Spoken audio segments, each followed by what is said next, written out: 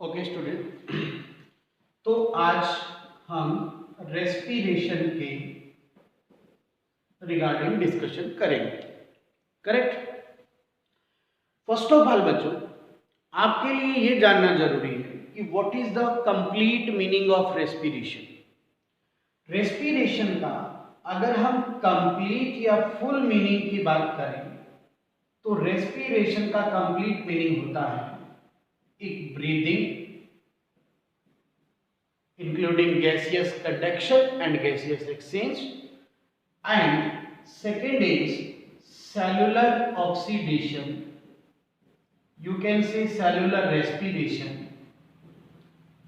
ठीक है। और इसके थ्रू सेल अपने लिए एनर्जी ऑब्टेन करती है। सो now what is the complete meaning of respiration?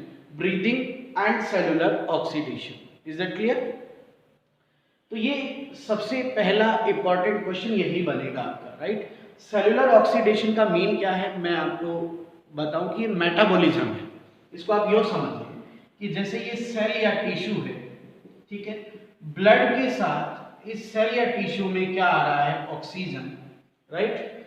यहाँ पे ग्लूकोज है, राइट, ऑर्गेनिक सब्सटेंस या फ्यूल। ये ऑक्सीजन की प्रेजेंस में ब्रेक होगा, बर्न होगा, है ना, इसका कैटाबोलिज्म होगा और रिजल्टिंग बनेगा CO2 plus water plus energy. और इस एनर्जी को सेल यूटिलाइज करेगी अपनी ग्रोथ के लिए और लेटर ऑन ये CO2 यहां से आउट हो जाएगी। So that is cellular oxidation, you can say cellular respiration. तो होपफुली आपको ये बात समझ में आई होगी। करेक्ट। तो that is the complete meaning of respiration. Now next जो अपने लिए यहाँ पे डिस्कशन का पॉइंट है वो ये है कि रेस्पिरेशन जो है उसमें सेल जो है उसके फ्यूल क्या है या रेस्पिरेटरी सब्सटेंस क्या है, ठीक है ना, किन से सेल एनर्जी गेन करती है, तो इसको अपने को समझना है। तो जो फ्यूल है या रेस्पिरेटरी सब्सटेंस है, ठीक है ना, तो उसमें इंक्लूड होता है बेटा कार्बोहाइड्रेट्स, फैट और प्रोटीन, ठीक है। ये मैं थोड़ा फास्ट इसलिए करा रहा हूं क्योंकि मैंने ये ऑनलाइन लेक्चर में आपको करा दिया था।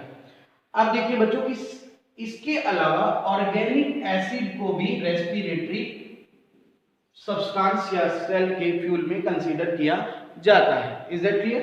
सो टोटल हमारे पास 4 रेस्पिरेटरी सबस्ट्रेट वर्ड यूज करेंगे अपन इनके लिए, सब्सटेंस वर्ड यूज कर सकते हैं, फ्यूल वर्ड यूज कर सकते हैं। यानी ये वो हैं जो बर्न होकर मेटाबॉलिज्म से, इनकी बर्निंग से हमें सेल को एनर्जी गेन होगी, राइट। अब यहां पर एक और क्वेश्चन है बेटा कि जो फूड में हम इन सप्लीमेंट्स को लेते हैं तो हम इनकी कॉम्प्लेक्स फॉर्म लेते हैं। अगर कार्बोहाइड्रेट की बात करें तो अपन स्टार्च यूज करते हैं, सेलुलोज यूज करते हैं, है ना, सुक्रोज यूज करते हैं। तो कॉम्प्लेक्स फॉर्म यूज कर रहे हैं जो कि सॉल्युबल नहीं है या कम सॉल्युबल है, डिफ्यूजेबल नहीं है। तो जो कॉम्प्लेक्स फॉर्म है उसका कभी भी डायरेक्ट मेटाबॉलिज्म नहीं होगा। फैट हम ले रहे हैं, प्रोटीन्स ले रहे हैं, तो ये सब हम कॉम्प्लेक्स फॉर्म में ले रहे हैं। तो सबसे पहले क्या होगा? इनका डाइजेशन होगा। तो जैसे कार्बोहाइड्रेट का डाइजेशन होने के बाद हमें सिंपल फॉर्म मिलेगी, ग्लूकोज है, फ्रक्टोज है, गैलेक्टोज है, ये हमें सिंपल फॉर्म इनकी गेन होगी। और ये जो सिंपल फॉर्म होती है ये डिफ्यूजेबल भी है, सॉल्युबल भी है ना। तो जो डाइजेस्टेड फॉर्म है केवल उसी का मेटाबॉलिज्म है। तो यहाँ पर कार्बोहाइड्रेट मेटाबॉलिज्म की बात करें अगर अपन, तो किसका मेटाबॉलिज्म होगा? ग्लूकोज का, फ्रक्टोज का या गैलेक्टोज का, तो इन्हीं का मेटाबॉलिज्म होगा, राइट। करेक्ट, बात समझ आए? तो मेटाबॉलिक फॉर्म ये नहीं है, मेटाबॉलिक फॉर्म सिंपल फॉर्म होती है। Is that clear? इसी तरह फैट का अगर हमने डाइजेशन किया तो हमें मिलेगा फैटी एसिड, है ना, और ग्लिसरॉल। तो फैट मेटाबॉलिज्म स्टडी करने का मतलब क्या है कि आप फैटी एसिड का मेटाबॉलिज्म स्टडी करेंगे और किसका स्टडी करेंगे? ग्लिसरॉल का, क्योंकि मेटाबॉलिज्म इन्हीं का होना है, क्योंकि मेटाबॉलिज्म सिंपल फॉर्म्स का होता है। इसी तरह अगर प्रोटीन का डाइजेशन हो जाएगा तो प्रोटीन के डाइजेशन से क्या मिलेंगे? Amino acid. तो यहाँ पर जो मेटाबॉलिक फॉर्म है वो क्या है बताइए, जिनका मेटाबॉलिज्म होगा वो क्या है, एमाइनो एसिड है। Is that clear? तो समझ गए ना, कॉम्प्लेक्स फॉर्म हम फूड में गेन करते हैं बट उसका डायरेक्ट मेटाबॉलिज्म नहीं होता है, पहले उनका डाइजेशन होगा, डाइजेशन से सिंपल फॉर्म बनेगी और सिंपल फॉर्म का ही मेटाबॉलिज्म होता है। Is that clear? यहाँ पे मैं आपको क्लियर कर दूं कि यूनिवर्सल जो फ्यूल है सेल का वो ग्लूकोज यानी कार्बोहाइड्रेट है, तो ये यूनिवर्सल फ्यूल की फॉर्म में काउंट होगा। यूनिवर्सल फ्यूल यानी cell ultimate energy gain from glucose. Is that clear? समझ आया होगा आपको ये बेसिक बात। इसमें भी आपको ये बात ध्यान रखना बेटा कि अगर हम हमारे डाइट में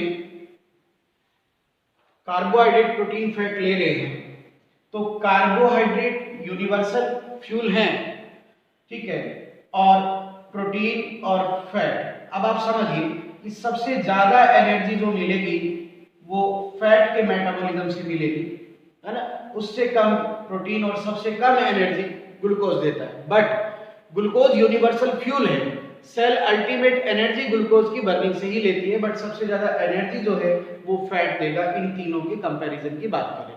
is it clear? Okay, now next, अब यहां पर एक टर्म आपको और जाननी है, एक टर्म आती है फ्लोटिंग रेस्पिरेशन, ठीक है, और इसी के साथ एक टर्म और आती है प्रोटोप्लाज्मिक रेस्पिरेशन। इन बेसिक टर्म्स को आपको समझना है। फ्लोटिंग रेस्पिरेशन का मतलब है कि हम उन सबस्ट्रेट का बर्निंग कर रहे हैं, हम उन सबस्ट्रेट का मेटाबॉलिज्म कर रहे हैं जिनके मेटाबॉलिज्म से एनर्जी गेन होगी, सेल की ग्रोथ होगी, बट सेल के ग्रोथ में कोई लॉस नहीं होगा, प्रोटोप्लाज्म को कोई लॉस नहीं होगा। समझना इस बात को ध्यान से। फ्लोटिंग रेस्पिरेशन का मतलब है कि सेल ग्रोथ इंक्रीज होगी, राइट, सेल को कोई लॉस नहीं होगा, no loss in protoplasm, cell के प्रोटोप्लाज्म में कोई लॉस नहीं होगा या सेल को कोई लॉस नहीं होगा, और इनसे हमें एनर्जी गेन होगी। तो जब सेल को कोई लॉस ना हो और सेल की ग्रोथ कंटिन्यू चलती रहे तो इस तरह की रेस्पिरेशन को फ्लोटिंग रेस्पिरेशन कहते हैं, और फ्लोटिंग रेस्पिरेशन में कार्बोहाइड्रेट और फैट को इसमें कंसीडर किया जाता है, right. Now protoplasmic respiration. Protoplasmic respiration का मतलब है कि एनर्जी तो गेन हो जाएगी सेल को, नो डाउट, बट सेल का जो प्रोटोप्लाज्म है उसको लॉस हो जाएगा, सेल की ग्रोथ इससे रिड्यूस हो जाएगी, सेल की ग्रोथ होने की बजाय क्या हो जाएगी, रिड्यूस हो जाएगी, बिकॉज सेल को लॉस होगा। तो इसके अंदर जो मेटाबॉलिज्म कंसीडर किया जाता है वो किसका किया जाता है, प्रोटीन का। बात समझ आ गई? क्योंकि proteins are building blocker of cell यार, नो सेल विदाउट प्रोटीन। और अगर आपने उसी प्रोटीन को बर्न कर दिया है तो फिर सेल की ग्रोथ कैसे होगी, डिवीजन कैसे होगा? समझ आया एकदम अच्छे से? क्योंकि एनर्जी लेने के लिए आपको फ्यूल को बर्न करना पड़ता है। बात समझ आ गई है? तो प्रोटोप्लाज्मिक रेस्पिरेशन में प्रोटीन्स इंक्लूड किया जाएगा और फ्लोटिंग रेस्पिरेशन में कार्बोहाइड्रेट और फैट इंक्लूड किया जाएगा।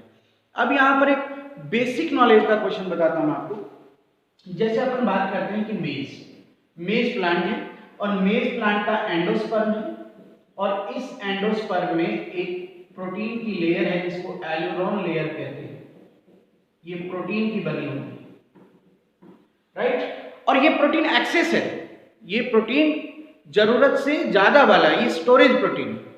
अब अगर इसका रेस्पिरेशन हो रहा है तो not included in protoplasmic respiration, not including in protoplasmic respiration, वो प्रोटोप्लाज्मिक रेस्पिरेशन में इंक्लूड नहीं किया जाएगा। क्यों नहीं किया जाएगा? क्योंकि ये तो एक्स्ट्रा प्रोटीन है। अगर आप कॉन्सेप्ट मत तोड़िए, प्रोटोप्लाज्मिक रेस्पिरेशन का मतलब क्या है कि सेल को की ग्रोथ का रिड्यूस होना। अब ये तो एक्स्ट्रा प्रोटीन है, ये तो न्यूट्रिएंट ही है, ये तो बर्निंग के लिए ही है, तो इसको अगर बर्न कर दिया तो सेल को लॉस नहीं होने वाला। तो यहां पर ये प्रोटोप्लाज्मिक रेस्पिरेशन में कंसीडर नहीं होगा। Is that clear?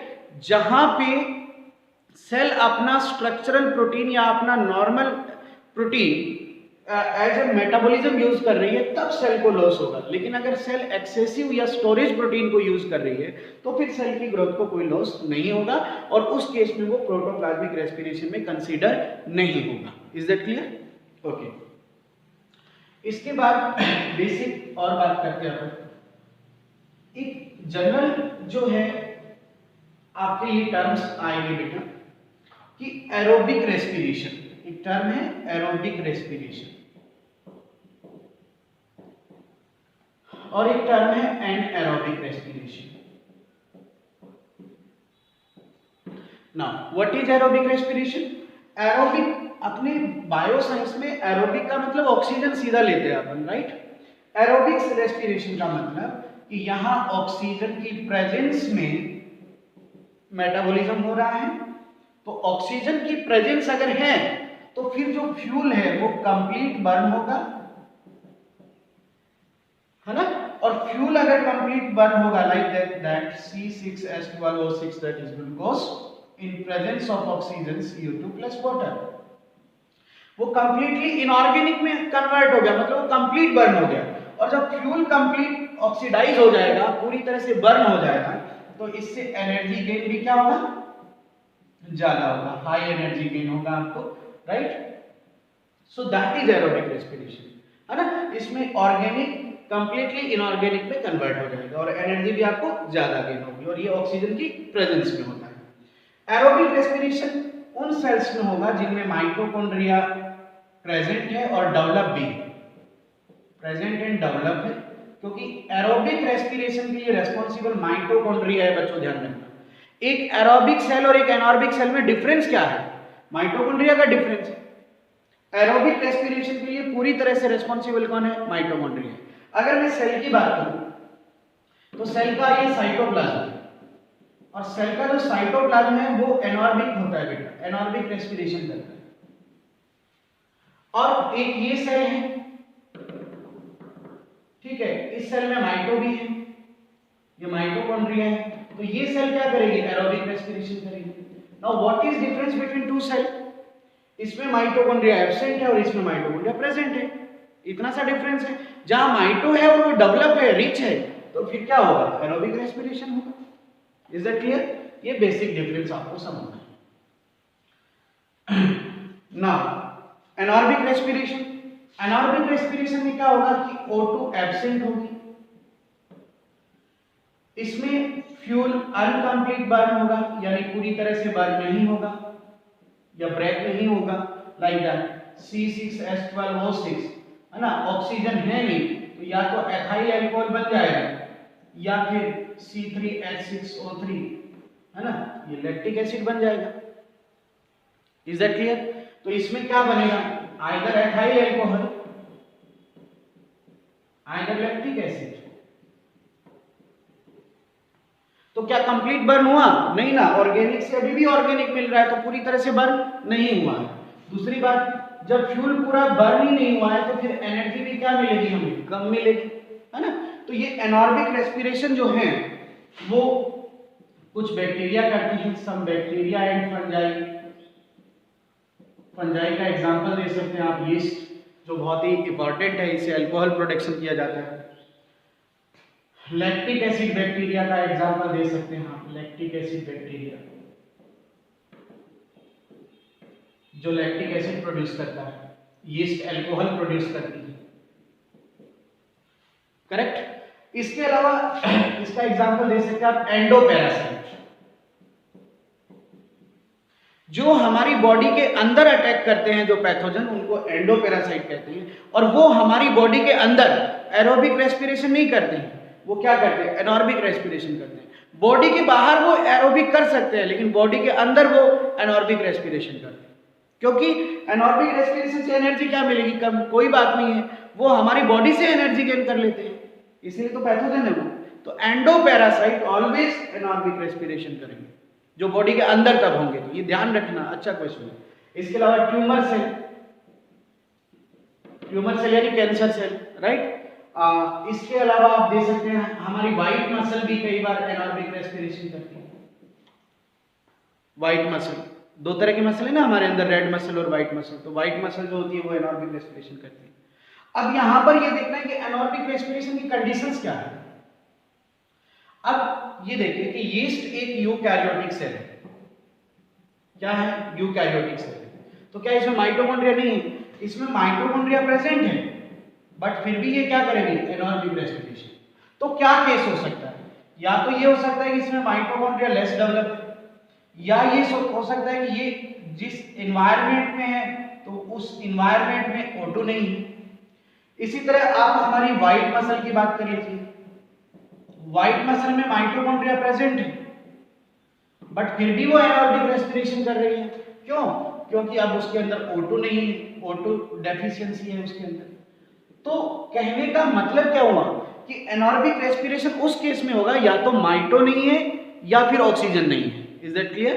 ये दोनों केस आपको ध्यान में रखने, ठीक है।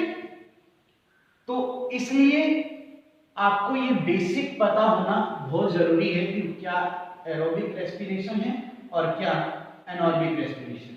Is that clear? यहां पर आपको दो टर्म भी ध्यान रखनी है, फैकल्टेटिव एनारोब्स और एक होता है ऑब्लिगेट एनारोब्स।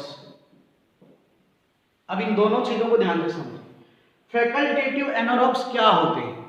ये वो ऑर्गेनिज्म है जो एरोबिक है, प्लीज ध्यान से समझिए, ये वो ऑर्गेनिज्म है जो एरोबिक है, एनारोबिक नहीं है, ये एरोबिक है यानी ऑक्सीजन में सर्वाइव करते हैं। बट इफ ऑक्सीजन डेफिशिएंसी हो जाए, अगर ऑक्सीजन डेफिशिएंसी है या ऑक्सीजन एब्सेंट है, देन ये ऑल्सो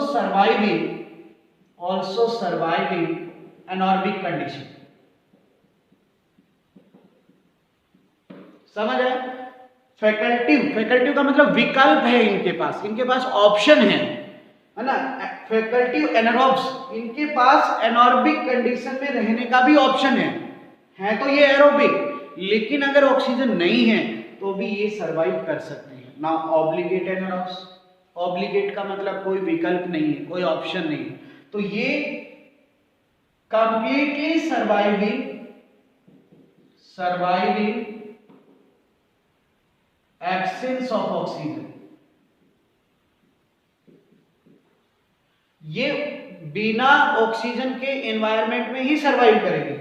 अगर इनको ऑक्सीजन प्रोवाइड करवा दी जाएगी तो इनकी ग्रोथ इनहिबिट हो जाएगी। समझ आया आपको एकदम अच्छे से? तो ऑब्लिगेट एनारोब्स का मतलब है कि इनके पास कोई विकल्प ही नहीं है। बताओ, समझ आया ना? ये पूरी तरह से एनारोब्स हैं, ये एनारोबिक कंडीशन में ही रहेंगे। बात क्लियर? तो ये कुछ बेसिक्स हैं। इसके बाद हम यूनिवर्सल मेटाबॉलिज्म की बात करते हैं। तो यूनिवर्सल मेटाबॉलिज्म किसका होता है भाई? कार्बोहाइड्रेट का। तो सबसे पहले आज हम कार्बोहाइड्रेट मेटाबॉलिज्म की ही बात करेंगे।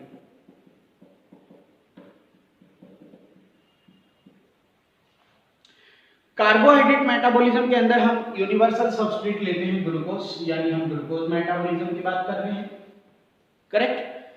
तो कार्बोहाइड्रेट मेटाबॉलिज्म कुछ स्टेप्स में होता है, तो आइए देखते हैं कि वो स्टेप्स क्या हैं। नंबर 1, ग्लाइकोलाइसिस, या इसको ईएमपी पाथ कहते हैं, ईएमपी पाथ। एम्बेडन, मेयरहॉफ और पार्नास, 3 साइंटिस्ट थे जिन्होंने इसकी स्टडी की, एम्बेडन, मेयरहॉफ और पार्नास, इसलिए इसको ईएमपी पाथ कहते हैं। नाउ व्हाट इज ग्लाइकोलाइसिस, क्या है इसको समझिए। देखो बच्चों की ये सेल है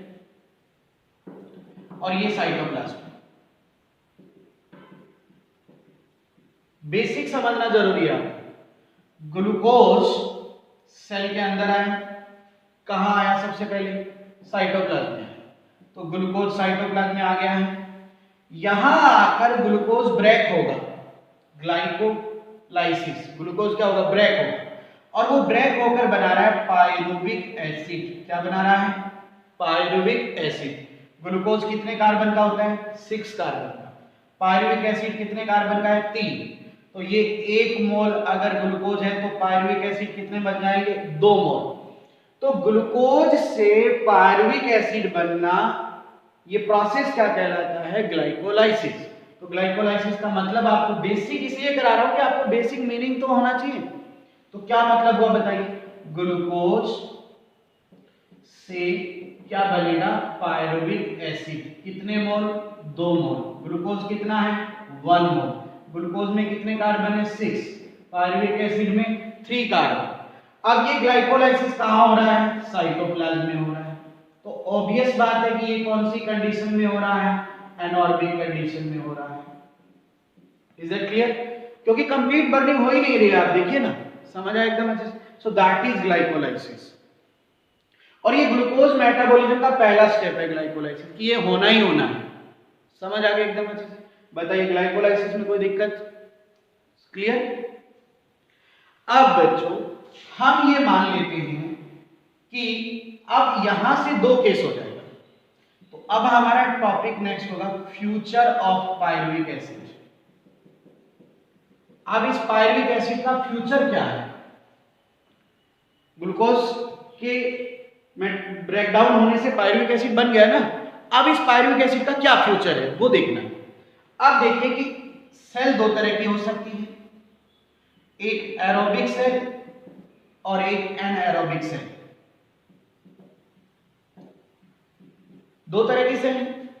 तो पायरुविक एसिड देखो, ये ग्लाइकोलाइसिस सब में होगा, ये एरोबिक सेल में भी होगा और एनएरोबिक सेल में भी होगा, ये सब में होगा, ये दोनों में होगा। और दोनों में ही क्या बनाएगा? पायरुविक एसिड ही बनाएगा। लेकिन अब इस पायरुविक एसिड का क्या फ्यूचर है वो डिपेंड करेगा कंडीशन पर। अब अगर एनएरोबिक कंडीशन है, कंडीशन क्या है? एनएरोबिक कंडीशन है, तो इसमें माइटो नहीं है, तो फिर पायरुविक एसिड जो है वो आगे बनाएगा एथाइल अल्कोहल या lactic acid. Is it clear? तो एनारोबिक कंडीशन में पायरुविक एसिड से क्या बन जाएगा बेटा?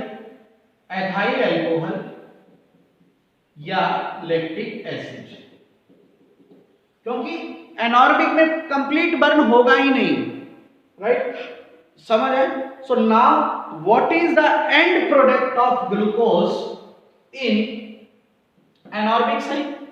तो ग्लूकोज के मेटाबॉलिज्म से एनएरोबिक सेल में एंड प्रोडक्ट क्या बनना है? एथाइल अल्कोहल या लैक्टिक एसिड बनना है। Is that clear? क्योंकि इसमें कंप्लीट बर्निंग नहीं होगी। बात समझ आ गई? लेकिन अगर कंडीशन एरोबिक है, कंडीशन क्या है? एरोबिक है, तो सेकंड कंडीशन लेते हैं कि अगर एरोबिक सेल है तो क्या होगा? तो अगर एरोबिक सेल है तो पायरुविक एसिड कहां पड़ा है? साइटोप्लाज्म में, है ना? अब इसके अंदर माइटोकॉन्ड्रिया भी है, आपको पता है, तो ये पायरुविक एसिड कहां जाएगा? माइटोकॉन्ड्रिया में जाएगा, है ना? और यहां पर पायरुविक एसिड से एसिटाइल को एंजाइम बन जाएगा। ये 2 कार्बन का है और ये 3 कार्बन का, करेक्ट? और ये रिएक्शन कहां हो रही है? माइटोकॉन्ड्रिया में हो रही है। तो क्या फ्यूचर हुआ पायरुविक एसिड का? अगर एनारोबिक सेल है तो वो एथाइल अल्कोहल और लैक्टिक एसिड बनाएगा और यहीं पर ग्लूकोज मेटाबॉलिज्म एंड भी हो जाएगा। ये एंड प्रोडक्ट है ग्लूकोज मेटाबॉलिज्म का, ये एंड प्रोडक्ट बन जाएगा ग्लूकोज मेटाबॉलिज्म का।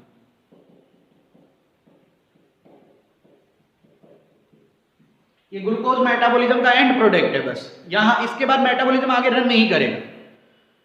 लेकिन अगर एरोबिक सेल है तो पायरुविक एसिड आगे ब्रेक होगा किसमें? एसिटाइल कोएंजाइम में। इस रिएक्शन को लिंक रिएक्शन कहा जाता है या इसे गेटवे रिएक्शन कहते हैं। यानी अब ये रिएक्शन आगे बढ़ेगी, कनेक्टिंग रिएक्शन कहते हैं इसे, क्योंकि ये ग्लाइकोलाइसिस और आगे जो नेक्स्ट रिएक्शन होगी उसके बीच में ये कनेक्शन का काम करेगी, करेक्ट? अब चलिए इसके बाद अब तीसरा इवेंट आने वाला है यहाँ पे, क्रेब्स साइकिल या टीस्के साइकिल बोलते हैं इसे, ट्राई कार्बोक्सिलिक एसिड साइकिल। ये भी कहां होगा? माइटोकॉन्ड्रिया में होगा, ठीक है? अब इसमें क्या होगा कि अब हमारा प्रोडक्ट क्या बना हुआ है? एसिटाइल कोएंजाइम बना हुआ है। तो अब इसमें क्या होगा कि एसिटाइल कोएंजाइम से CO2 प्लस वाटर बन जाएगा। अब देखिए ये पूरा ब्रेक हो गया, तो ग्लूकोज पूरा ब्रेक हो गया। देखिए ग्लूकोज के ब्रेक होने का कारण क्या रहा? देखिए ग्लूकोज से बना पायरुविक एसिड, ये कौन सी रिएक्शन है? ग्लाइकोलाइसिस। पायरुविक एसिड से बना एसिटाइल कोएंजाइम, ये कौन सी रिएक्शन है? Link reaction. इससे आगे बना CO2 प्लस वाटर।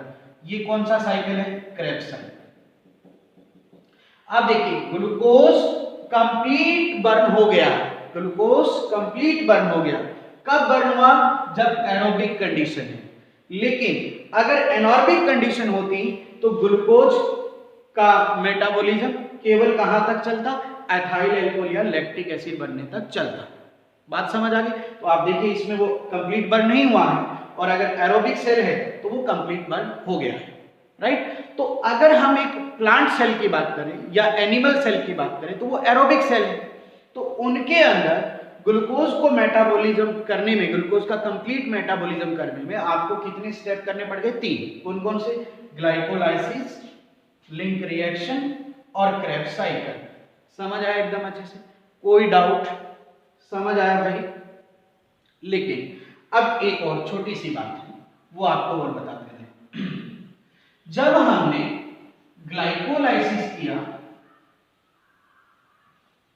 जब हमने ग्लाइकोलाइसिस किया,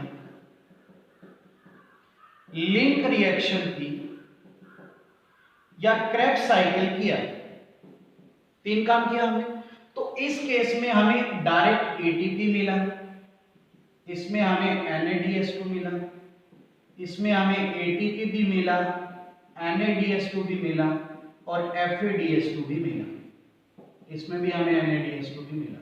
अब आप समझिए जो सेल की एनर्जी क्या होती है? सेल की एनर्जी करेंसी क्या होती है? ATP होती है। समझ गए बेटा? आप समझिए, बेसिक सिखाता हूं कि दो तरह का कैश पे, जो दो तरह का पैसा मार्केट में है, एक कैश पेमेंट है ना, और दूसरा चेक पेमेंट या ऑनलाइन पेमेंट, ऐसा होता है ना।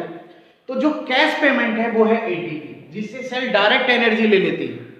फॉस्फेट ही तो एनर्जी होता है, डायरेक्ट एनर्जी ले लेती। लेकिन दूसरा जो तरीके का पेमेंट है वो है चेक, है ना। चेक में डायरेक्ट रुपया तो नहीं है ना, चेक बैंक में क्लियर कराना पड़ेगा तभी पैसा मिलेगा। तो जो चेक है वो क्या है? ये NADH2 है और FADH2। तो अगर देखा जाए तो सेल के पास चेक बहुत सारे हैं, डायरेक्ट एनर्जी तो बहुत कम है। तो अब सेल को ये चेक भी क्लियर कराना पड़ेगा। तो इसके लिए एक काम और करना पड़ेगा, वो है ETS, इलेक्ट्रॉन ट्रांसपोर्ट सिस्टम, या इसे कहते हैं ऑक्सीडेटिव फॉस्फोराइलेशन। अब इसके थ्रू क्या होगा? ये माइटोकॉन्ड्रिया में होता है बेटा। क्रेब्स भी कहां था? माइटोकॉन्ड्रिया में। लिंक रिएक्शन भी कहां थी? माइटोकॉन्ड्रिया में। ग्लाइकोलाइसिस कहां है? साइटोप्लाज्म। ये बात ध्यान रखिए। अब ये जो ऑक्सीडेटिव फॉस्फोराइलेशन है, इसमें क्या होगा कि ये रिड्यूस फॉर्म है, देखो हाइड्रोजन जुड़ा है, रिड्यूस फॉर्म है।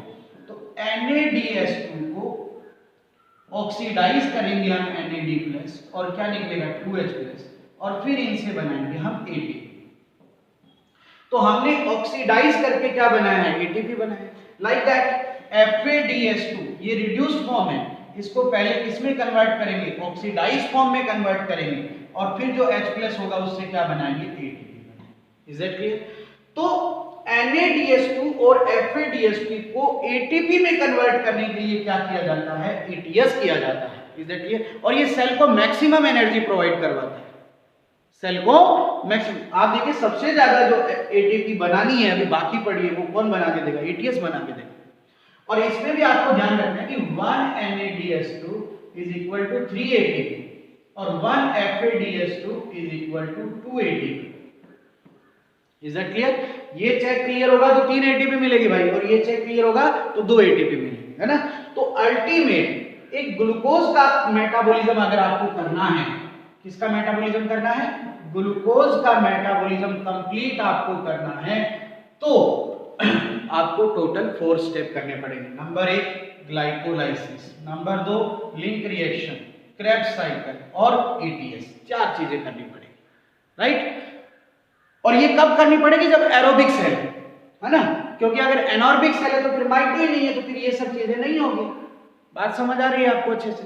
तो ये ग्लूकोज के मेटाबॉलिज्म में आपको 4 इवेंट करने पड़ेंगे, तब जाके ग्लूकोज पूरा बर्न हो जाएगा। बात समझ आ गई?